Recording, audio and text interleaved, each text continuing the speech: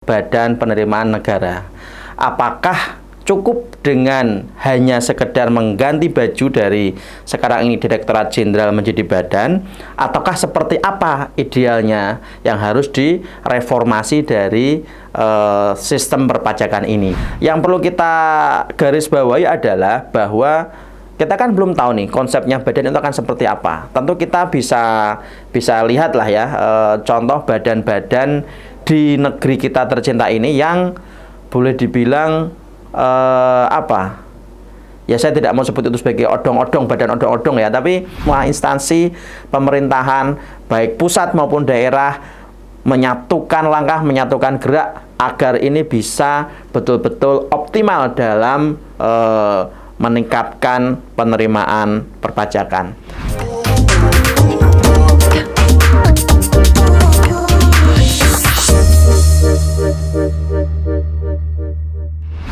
Assalamualaikum warahmatullahi wabarakatuh.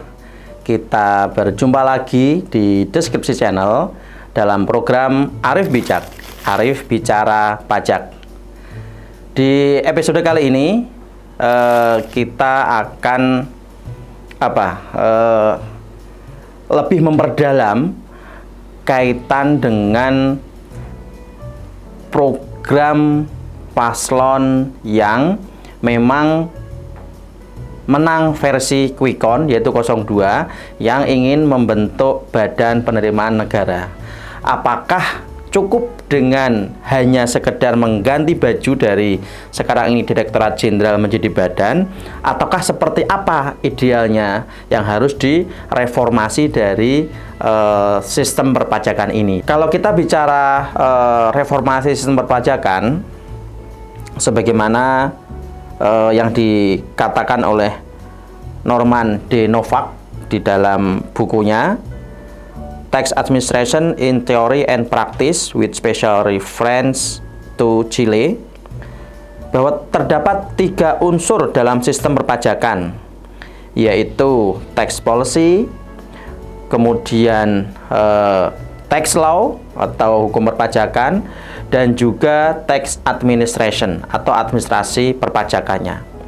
Kemudian di buku itu juga didetailkan bahwa tax administration itu meliputi the institution, yaitu lembaganya, kemudian the person who work there, yaitu pegawainya, dan juga the procedure atau prosedur perpajakannya. Jadi ini aspek-aspek yang memang harus direform begitu agar reformasinya benar-benar reformasi yang substantif. Selanjutnya si Novak ini juga menyampaikan bahwa dari ketiga unsur di dalam sistem itu, tax administration is the key to tax policy. Jadi kunci dari berhasil atau tidaknya reformasi ini adalah di sisi tax administrasinya. Sebagus apapun tadi kita bicara aturan, kemudian kita bicara hukum, tapi kalau administratornya, lembaganya, pegawainya, kemudian prosedurnya itu juga masih lemah, itu juga akan menjadi tidak optimal. Nah, disinilah kemudian titik tolak dari bahwa lembaga atau otoritasnya ini harus direformasi, harus dirubah dari yang sebelumnya Direktorat Jenderal atau di bawah kementerian, kemudian nanti akan dibentuk sebagai menjadi badan atau setingkat dengan kementerian. Nah, yang perlu kita garis bawahi adalah bahwa kita kan belum tahu nih konsepnya badan itu akan seperti apa. Tentu kita bisa lihatlah ya contoh badan-badan di negeri kita tercinta ini yang boleh dibilang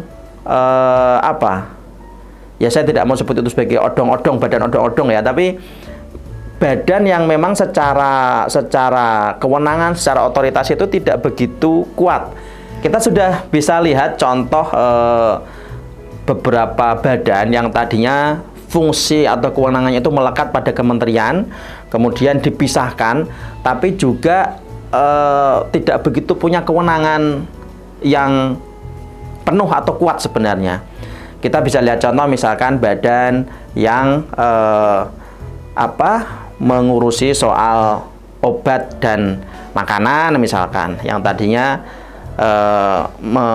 bergabung dengan Kementerian Kesehatan, kemudian badan yang mengurusi soal sertifikasi halal misalkan, kemudian badan yang mengurusi soal haji misalkan, dan badan-badan lainnya. Tentu kalau kita bicara badan penerimaan negara ini tidak bisa hanya sekedar berganti baju atau dipisahkan begitu saja, tapi juga harus ditambahkan kewenangan-kewenangan agar nanti bisa bekerja mengumpulkan penerimaan negara ini secara lebih optimal. Kalau kita bicara kewenangan-kewenangan di dalam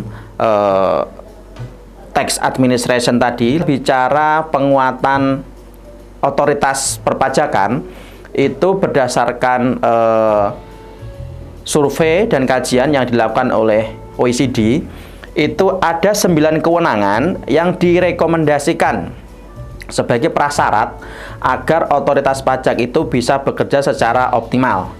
Yaitu yang pertama adalah kewenangan dalam membuat peraturan, kemudian menentukan sanksi atau bunga perpajakan, kemudian mendesain struktur organisasi internalnya, kemudian mengalokasikan anggarannya, kemudian membuat standar pelayanannya, menentukan formasi pegawai, dan juga menentukan kriteria pegawai yang direkrutnya, kemudian merekrut dan memecat pegawai, serta terakhir adalah menegosiasikan gaji pegawai yang direkrut. Itu adalah kewenangan-kewenangan yang idealnya, yang seharusnya melekat terhadap otoritas perpajakan. Nah, dari 9 kewenangan itu yang sudah disebutkan tadi, ada 4 kewenangan yang belum dimiliki oleh otoritas perpajakan kita, yaitu mendesain struktur organisasinya, kemudian mengalokasikan anggarannya sendiri, kemudian merekrut dan memberhentikan pegawainya, juga menegosiasikan tingkat gaji pegawainya.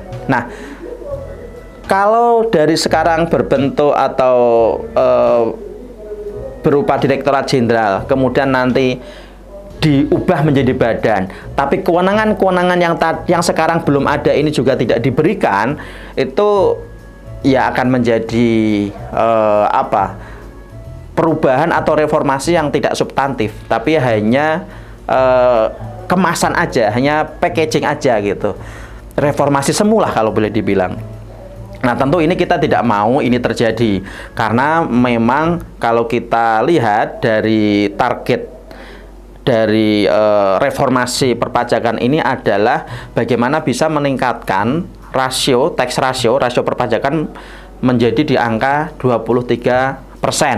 Nah, ini tentu bukan tugas yang enteng, tapi ini sebuah tugas yang saya tidak mau katakan berat, tapi ini tugas yang sangat-sangat menantang. Nah, disitulah kita memberikan masukan dan mewanti-wanti betul agar reformasi atau perubahan ini tidak sekedar ganti baju semata tadi dari Direktorat Jenderal ke badan, tapi juga disertai dengan kewenangan-kewenangan yang sekarang belum diberikan. Apakah mungkin kalau misalkan ini tetap Direktorat Jenderal, tapi 4 kewenangannya itu bisa diberikan?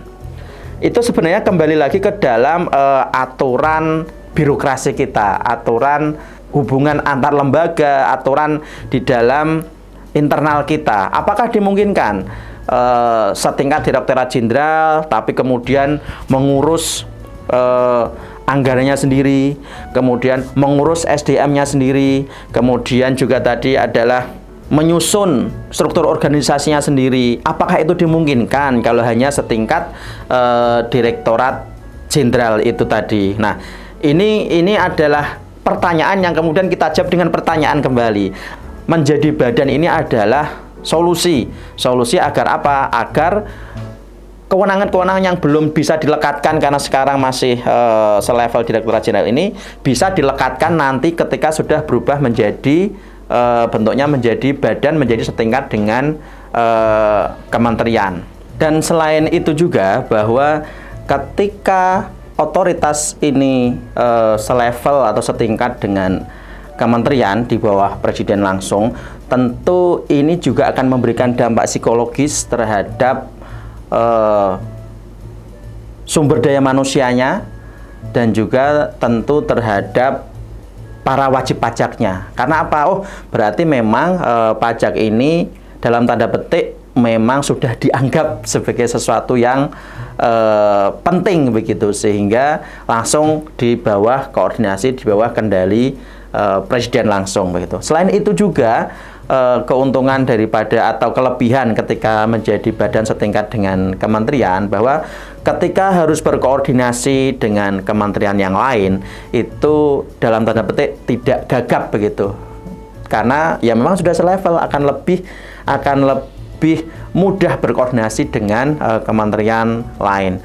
Nah, karena tugas pengumpulan penerimaan perpajakan ini tugas yang menantang, saya katakan, bukan berat ya, dan tidak bisa kalau hanya dilakukan oleh satu institusi sendiri.